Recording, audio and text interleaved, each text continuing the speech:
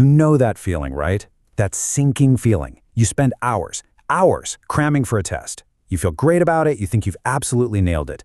But the next day, it's all kind of fuzzy. Where'd all that knowledge go? Well, it turns out there's a real scientific reason for that. And today, we're not just going to talk about why it happens, we're going to tell you exactly how to fix it. So picture this. It's late, you've got the desk lamp on, you've been poring over your textbooks, your notes, for hours on end. You've highlighted, you've reread, you've really put the work in. And then, that magic moment, it all clicks. The concepts just snap into place, the formulas finally make sense, you head to bed feeling like you've completely conquered the material. A total genius. But when you wake up, that solid as a rock understanding feels more like quicksand. It's just gone. And it's so frustrating. It's really easy to think, what's wrong with me? But what if I told you it's not your fault at all? See, this whole thing, this brain drain, it isn't about being lazy or having a bad memory. Nope. It's about how your brain is hardwired to work. This is a feature, not a bug. And that's the key thing to get. Your brain is actively designed to forget stuff. And until you understand why it does that, pretty much every hour you spend studying is only giving you about 30 cents on the dollar in return.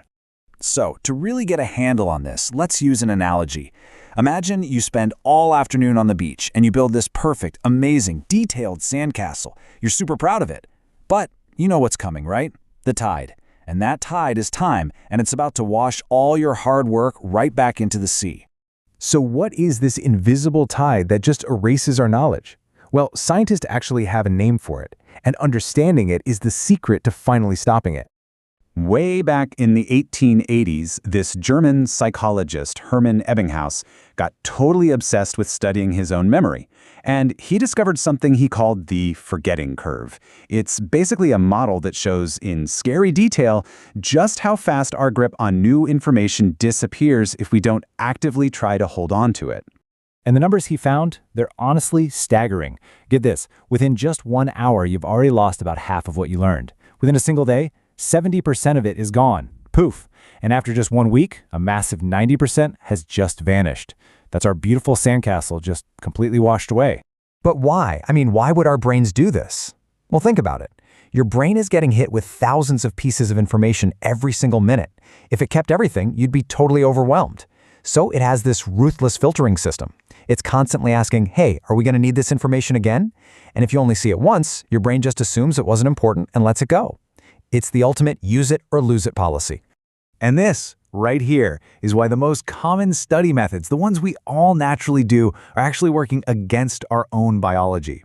They create this really dangerous illusion. Okay, so on the one hand, you have the trap, passive recognition, rereading your notes, highlighting passages. It feels productive, right? Because the material looks familiar. Your brain mistakes this feeling of ease, this fluency, for actually knowing the stuff. But the real fix is on the other side, active retrieval. Yeah, it feels harder, it feels like a struggle, but forcing your brain to pull information out of thin air is what actually builds strong, lasting memories. And this gets right to the heart of the whole problem. Recognizing a paragraph in your textbook feels like you know it, but it's not the same thing as recalling an answer from scratch. The exam isn't going to ask you, hey, does this page look familiar? No way. You have to train for recall. So how do we do that? Well, here's the cool part. We stop fighting the forgetting curve and we start using it. It's not our enemy. It's a roadmap that tells us exactly when we need to act. Here's the big breakthrough Ebbinghaus had. Every single time you successfully retrieve a memory that was starting to fade, you hit the reset button on that curve. So that first review makes the memory last for days instead of hours. You review it again a few days later, and now it lasts for weeks. This is called the spacing effect, and it's basically the closest thing to a learning cheat code that exists. So, let's go back to our sandcastle. Each one of these space reviews is like you going back down to the beach and reinforcing the walls. But over time, you're not just rebuilding it. You are slowly, piece by piece, turning that fragile sand into solid, durable stone. Now, this all sounds great in theory, but you're probably thinking, okay, but how do I actually do it?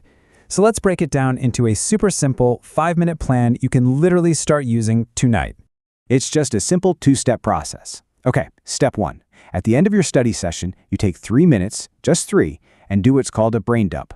Get a blank piece of paper and write down everything you can possibly remember without looking at your notes. This is pure, raw, active retrieval. Then, step 2. The next morning, take just 2 minutes to review only what you wrote on that brain dump sheet. That's it. So why does this tiny 5-minute habit work so incredibly well? Well, first, it forces that active recall we talked about, not passive recognition. Second, it jumps in right at that critical 24-hour window when your brain is deciding what to keep and what to toss. Basically, you're reinforcing that sandcastle just before the tide comes in. And hey, if any of this sounds familiar, it's the exact science that powers popular study tools like Anki. And the result? It is honestly unbelievable. Ebbinghaus found that one single brief revisit within that first day can skyrocket your attention from a pretty sad 30% all the way up to nearly 80%. That is the power of working with your brain's biology instead of constantly fighting against it. So we spent all this time talking about why academic knowledge fades so fast. But that raises a really fascinating question, doesn't it? What about the memories that never fade? You know, a first kiss, a scary moment, they're just etched into our minds forever, and we don't do any spaced repetition for them. So why does our brain treat emotional memories so differently? And could we somehow harness that power for learning? Well, that sounds like a question for our next explainer.